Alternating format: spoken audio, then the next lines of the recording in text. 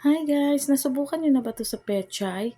Kung hindi pa, tara guys, subukan natin. Sobrang sarap nito pang-ulam. Hi guys! Welcome ulit sa Jen Kusina. Another panibagong recipe ulam for today's video. Hinugasan ko muna pala itong pechay. Pagkatapos ay akin na itong kinat ng ganyan kalalaki. Sineperate ko pala guys yung dahon at saka yung parang stem niya. Siseparate natin yan kasi isasabay natin yan ilalaga mamaya. Pechay. Then. Nag-chop na din pala ako dito ng luya, bawang at saka sibuyas. Meron po tayo dito ang ground pork or giniling na baboy.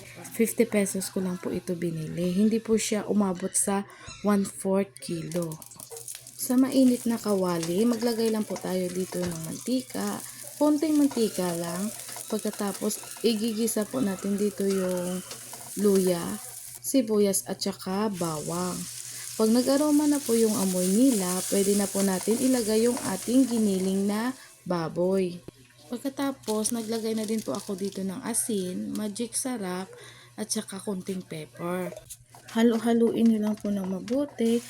At pag medyo kumulo ng konti, pag ganyan na po, pwede na po natin ilagay yung parang stem ng pechay. Pagkatapos, igigisa lang natin yan. Pagkatapos nyan ay maglalagay na tayo ng tubig. Tansyahin nyo lang tubig po, huwag nyo masyadong damihan. Tatakpan natin at pakukuluan.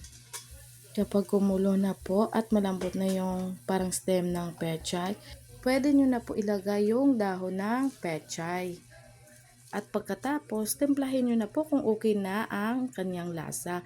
Depende sa panlasa nyo po.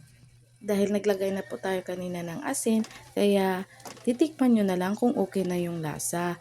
Meron kasing matabang or nasobrahan. Pag nasobrahan, pwede nyo dagdagan ng tubig. Pakuluan nyo lang po yung dahon ng pechay, huwag nyo nang takpan.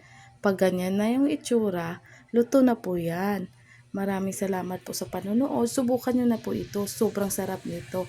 Like and subscribe to my channel. Bye!